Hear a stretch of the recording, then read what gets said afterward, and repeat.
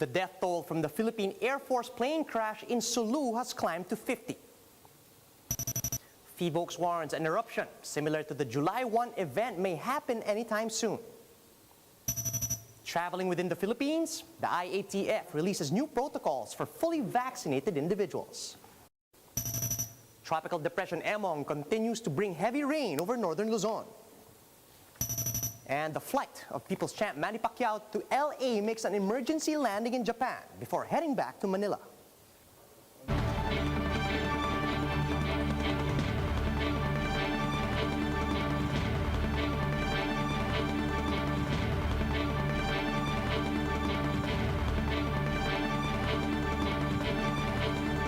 Fast, focused, and fearless. Here's everything you need to know as you jumpstart your day. I'm Charles Lejano. The death toll from Philippine Air Force plane crash in Sulu has now reached 50, 47 of whom were soldiers, while the remaining 3 were civilians. In a statement, Malacanang said it is deeply saddened by the mishap and is praying for the safe recovery of those who survived the crash. Around 49 soldiers were reportedly rescued from the fiery crash and have been receiving treatment for their injuries. Vice President Leni Robredo also extended her condolences to the family of those who died, while expressing relief that some were able to survive. She said that the Office of Vice President is ready to aid however it can in the search and retrieval operations for passengers who are still unaccounted for. Investigations into what caused the C-130 aircraft to crash are expected to start soon, as efforts have so far been focused on rescue or retrieval and treatment. But initially, AFP spokesperson Edgar Arevalo said there were no signs of any attack on the plane. Meanwhile, Phivolcs warns that a similar event to the July 1 eruption of the Taal volcano may occur anytime soon. The agency made the announcement on Sunday after recording, quote, an anomalously high sulfur dioxide emission level from the volcano. Phivolcs saw a record high average of over 22,600 tons per day of SO2 emissions in Taal. That is on top of noting 26 strong but very shallow low-frequency volcanic earthquakes in the area. Because of this, Phivolcs strongly recommends that residents in high-risk barangays remain safely evacuated. Speaking of evacuees, health authorities are now looking to inoculate Batangas residents who are now seeking temporary shelter due to Taal's unrest. However, some evacuees remain hesitant to receive the shots. Romel Lopez with the story. Towering plumes can still be seen over Taal volcano. Degassing also continues after Phivolcs recorded Taal's highest sulfur dioxide emission at over 22,000 tons. The agency also warns of possible lahar flow due to torrential rains from time to time. Because of this, stricter lockdown protocols are now being implemented for evacuees to bar them from re-entering their barangays. They are given passes during window hour to tend to their livestock and livelihood. But staying beyond the grace period of 8 a.m. to 4 p.m. is strictly prohibited. Officials are asking for the residents' understanding as no one is certain with the volcano's activity. Hindi naman natin alam kung kailan talaga puputok, kung kailan talaga sasabog yung ating bulkan. Ano? So, palagay ko dapat sumunod ang ating mga tao na dito na muna manatili. Meanwhile, the Batangas LGU and the Health Department plan to inoculate evacuees. Authorities said that this will give evacuees some peace of mind amid the troubling situation.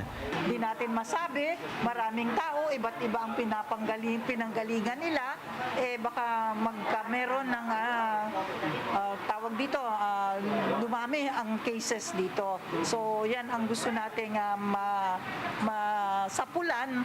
With around 2,000 evacuees in Laurel, the local government will try to vaccinate all willing individuals. Some of the evacuees, however, have reservations. Pagka ako na rin kung pagka magustuhan. Pero hindi ka pa desidido? Pag-iisip pa. Nakalista na po kami sa barangay namin. Inihintay na nga lang po namin yung schedule ng bakuna namin. Bakit sa tingin mo gusto mo po pa? Para po may laban tayo sa COVID. Lalo na ganito? Opo, sa ganito pong klase ng ating katayuan dito sa evacuation. Aside from COVID-19 vaccines, the provision of relief and assistance for the evacuees is in full swing. Both government and private organizations have extended their hands to assist displaced residents in the area. For News 5, Romy Lopez, we are One News. Tropical Depression Emong continues to bring rain with strong winds in parts of Northern Luzon. As a result, Tropical Cyclone Wind Signal number 1 has been hoisted over Batanes, the northeastern portion of Cagayan, and the Babuyan Islands.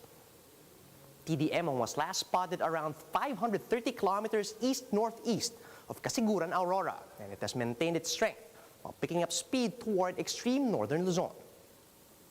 Pag-asa expects the tropical cyclone to intensify into a tropical storm in the next 12 hours and may exit the Philippine area of responsibility within the next 48 hours. In other news, the Interagency Task Force has finalized protocols for fully vaccinated individuals. In its latest resolution, the IATF says vaccinees may present their vaccine card in lieu of testing requirements for interzonal travel at least 2 weeks after completing their last dose. Senior citizens who have completed their COVID vaccine doses are also allowed to move within areas under GCQ and MGCQ.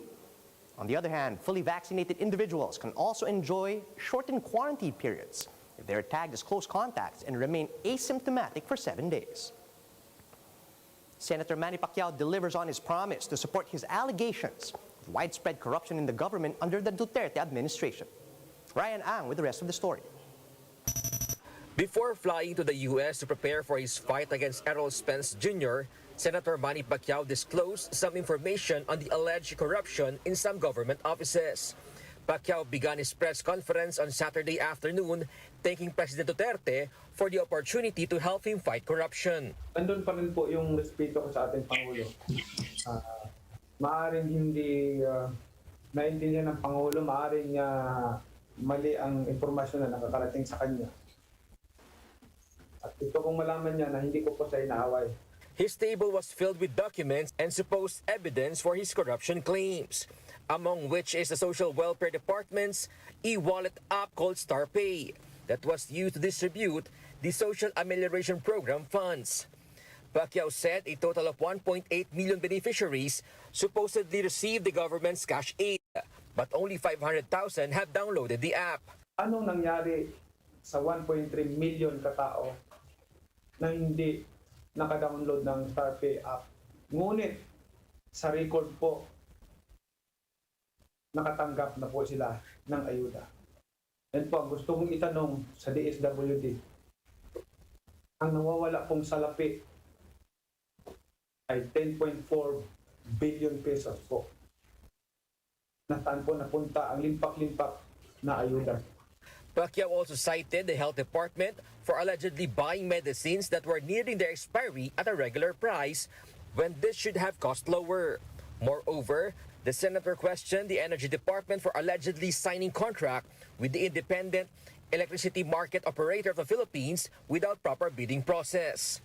Mula sa 7,000 paid up capital ay naging instant billion pesos company ang IMAB sa loob lamang po ng isang taon. Pacquiao said he will be submitting documentary evidences to the Senate Blue Ribbon Committee, adding that he has witnesses to prove the allegations of corruption. Meanwhile, Pacquiao stressed that he became president of the ruling PDP Laban Party by succession, and that more than 100,000 of its members support him as president. He also accused Energy Secretary Alfonso Cusi, who is also PDP Laban's vice chair, for dividing the party. Sila kasi gusto nilang hati-hatiin itong partido, gusto nilang buwagin ang partido dahil wala po silang malasakit sa partido. Ako ayaw ko ng ganun, gusto ko ng unity, gusto ko ng pagkakaisa ng partido at gusto kong palakasin pa yung partido. For News 5, Ryan Ang, we are One News. The Social Welfare Department says it is willing and ready to face any investigation into Pacquiao's allegations of widespread corruption in the agency. In an interview with One News Now, DSWD spokesperson Irene Dumlao says they are now consolidating financial reports on the Social Amelioration Program funds. The official insisted that there are no missing SAP funds as Pacquiao claimed. Dumlao also emphasized that the department has regularly submitted financial reports to oversight agencies, as well as to the Office of the President. As part of the requirements set by the department to our financial service providers is the submission of liquidation reports for the payouts that they have conducted. DSWD is now gathering all the reports. All of these are being prepared in anticipation, of course, of the investigation that will be called upon.